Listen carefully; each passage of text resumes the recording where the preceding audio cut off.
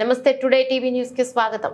మండల కేంద్రమైన బట్టిప్రోలులో గత 5 సంవత్సరాల కాలంలో 2,33,07,000 అవినీతి జరిగిందని తెలుగుదేశం పార్టీ రాష్ట్ర కార్యదర్శి తూనుగుంట్ల సాయిబాబా ఆరోపించారు. శనివారం స్థానిక తెలుగుదేశం పార్టీ కార్యాలయంలో విలేకరుల సమావేశంలో ఆయన మాట్లాడుతూ ఇంటి పన్ను, కొలాయి పన్ను, మార్కెట్ ఆస్తిలు పన్ను, షాపింగ్ కాంప్లెక్స్లు, హద్దులు, రిజిస్ట్రేషన్ ఛార్జీలు, లైసెన్సులు, ఫీజులు, చెరువుల వేలంపాట, చిల్లర సమ్ములు, 14వ ఆర్థిక సంఘం నిధులు విరసికోటి 42 లక్షలు వచ్చిందన్నారు. 5 సంవత్సరాల మీద రాబడి ఉండి సుమారు నిల్వ ఉండవలసిన 1,19,49,000 ఉండవలసి ఉండగా దీనికి సంబంధించిన లెక్కలు ఎక్కడ కనిపించడం లేదన్నారు. పంచాయతీకి కొనుగోలు చేసిన వివరాలతో కూడిన స్టాక్ రిజిస్టర్ బిల్లులు సరిగ్గా లేవన్నారు. కొనుగోలు చేసిన వాడికి జీఎస్టీ చెల్లింపు లేమన్నారు. ఈ మేరకు 2,33,07,000 రూపాయల అవినీతి జరిగిందన్నారు. ఆడిట్ పరంగా అభ్యంతరాలు తెలిపిన సొమ్ము 3,14,37,000 రూపాయలు. దీనిపై ఆడిటర్ అభ్యంతరాలు 427 ఆడిట్ అధికారులు తెలియపరిచారన్నారు. వీటిపై ఎక్కడైనా చర్చలకు సిద్ధమని సాయిబాబా సవాల్ విసిరారు. 3 సంవత్సరాలు దగ్గరగా సుమారుగా 2.5-3 సంవత్సరాల మధ్యలో స్పెషల్ ఆఫీసర్ పరిపాలన జరిగింది. అంటే 2018 ఆగస్టులో ఆ ఉన్న బోర్డు దిగిపోయింది.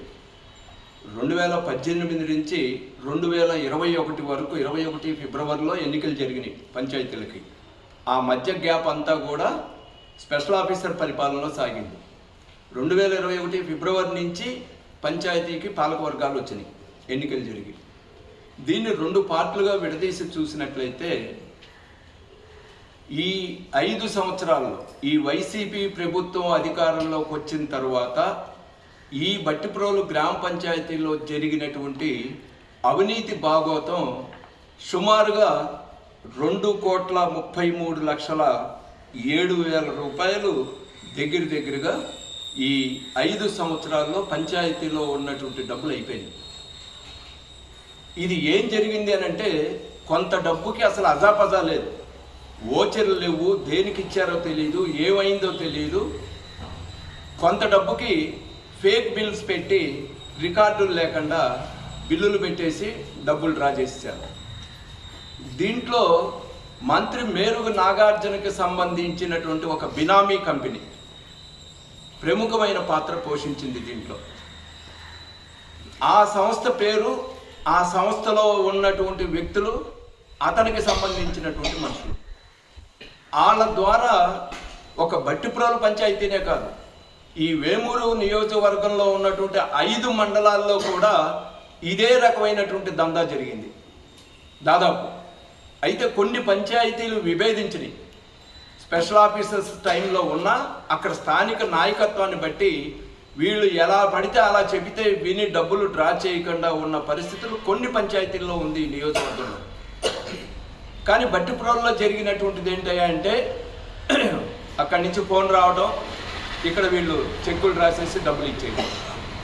ఆ విధంగా జరిగినటువంటి బాపతలో 2,33,00,000 రూపాయలు ఈ 5 సంవత్సరాల్లో అది ఏమైందో తెలియనటువంటి పరిస్థితి. ఒక్కసారి ఆలోచించండి, 1,42,00,000 రూపాయలు పంచాయతీకి ఒక సంవత్సరానికి ఆదాయం వస్తే ఈ 5 సంవత్సరాల్లో ఒక్క రోడ్డు ఏదైనా వేయగలిగారా?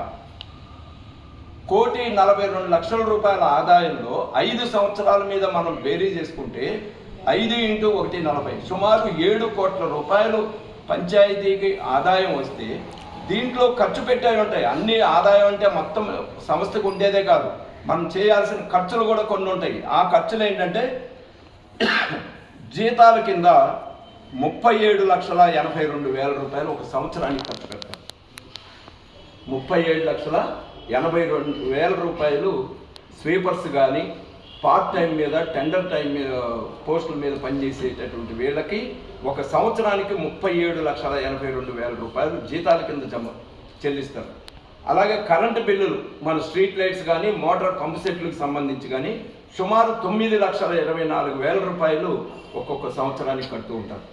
తర్వాత పర్చేజెస్ అంటే సున్నము, బ్లీచింగు, ఇలాంటి వాటికి సామాను, కరెంటు సామాన్లు, తర్వాత పీడబ్ల్యూ వాటర్ స్కీమ్కి సంబంధించిన సామాన్లు, ఇలాంటి అన్నిటికీ కలిపి ఒక సంవత్సరానికి 14,68,000 రూపాయలు కొన్నటువంటి దాఖలా ఉంది వాళ్ళ రికార్డ్స్ ప్రకారం చూస్తే. అంటే 14 లక్షలు అంటే 15 లక్షల రూపాయలు ఒక సంవత్సరానికి కొనుగోళ్ల మీద పంచాయతీ చెల్లిస్తున్నట్టుగా చూపించారు. తర్వాత మార్కెట్ వెనక సిమెంట్ రోడ్డు ఒకటి వేశారు. ఈ 5 ఏళ్లలో ఈ ప్రభుత్వం వచ్చిన తర్వాత 5-6 నెలల క్రితం సంవత్సరం లోపు ఊళ్ళో ఒక 5 సిమెంట్ రోడ్లు వేశారు. ఈ బోర్డు వచ్చినాక ఈ 5 సిమెంట్ రోడ్లకి చెల్లించిన ఖర్చు 30 లక్షల రూపాయలు. ప్లస్ కల్వర్టులు నిర్మాణం చేశారు, పైప్ కల్వర్టులు కట్టారు. ఈ పైప్ కల్వర్టుల నిమిత్తం 10 లక్షల రూపాయలు బట్టిప్రోలు పంచాయతీ డబ్బుల్లో నుంచి తీసి కల్వర్టులు నిర్మాణం చేశారు. అంటే ఒక్కసారి అబ్జర్వ్ చేయండి, కరెంటు డిపార్ట్మెంట్ వాళ్ళకి కట్ చేసింది 63 లక్షలు, 30 లక్షలు సిమెంట్ రోడ్లు, 10 లక్షలు కల్వర్ట్లు, 60 లక్షల రూపాయలు ప్రజెంట్ బ్యాంక్ బ్యాలెన్స్ ఉంది. పంచాయతీ ట్రెజరీలో ఉండని, లేదంటే పంచాయతీకి సంబంధించి కానీ బ్యాంక్ అకౌంట్లో కానీ 60 లక్షల రూపాయలు ఇప్పుడు ప్రజెంట్ ఆన్ హ్యాండ్ ఈ రోజుకు ఉన్నటువంటి నిల్వ 60 లక్షల రూపాయలు ఉంది. అంటే ఈ మొత్తం కలిపితే 1,63,87,000. ఇది 5 సంవత్సరాల మీద ఉండాల్సిన బ్యాలెన్స్ 2,83,00,000 నుంచి ఈ చెప్పిన కరెంటు బిల్లులు శాన్వి ఎంటర్ప్రైజెస్ అని చెప్పని మేరుగు నాగార్జున గారి బినామీ కంపెనీ. ఇతను వేరే ఒకళ్ళకి సంబంధించిన వ్యక్తుల ద్వారా ఈ సంస్థను పెట్టించచ్చు. అది ఎక్కడ, నిడమానూరు అని చెప్పని మన మంగళగిరి దగ్గరలో, అక్కడ అడ్రస్ పెట్టి ఒకటి, అదే జిఎస్టీ నెంబరు అదే పేరు మీద సూర్యపల్లి పేరు మీద ఇంకొక అకౌంట్. 2 ఫరాలు ఒకే జిఎస్టీ నెంబర్ మీద క్రియేట్ చేయించి దీనికి ఇక్కడ ఒక వ్యక్తిని అతను బినామీగా పెట్టుకొని, ఏంటి ఆ వ్యక్తి చరిత్ర అని అంటే, ఎన్నికల్లో నాగార్జునతో పాటు వెనకబడి తిరిగి ప్రచారంలో పాల్గొని పనిచేసినటువంటి వ్యక్తి.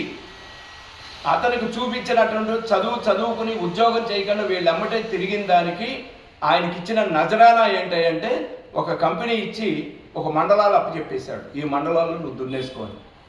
ఆ దున్నుకున్నటువంటి నేపథ్యంలో ఒక్క బట్టిప్రోలు పంచాయతీలో ఆయన ద్వారా సున్నము, బ్లీచింగు ఇలాంటివి కొన్నామని చెప్పి 55,62,000 రూపాయలు వాళ్ళకి చెక్కులు రాసిచ్చారు. ఒక్క శాన్వి ఎంటర్ప్రైజెస్ అనేటటువంటి దీంట్లో ఈ 3 సంవత్సరాల్లో 55 లక్షల రూపాయలు వాళ్ళ దగ్గర కొన్నట్టుగా ఉత్త బిల్లులు పెట్టేసి డబ్బులు ఇచ్చేశారు.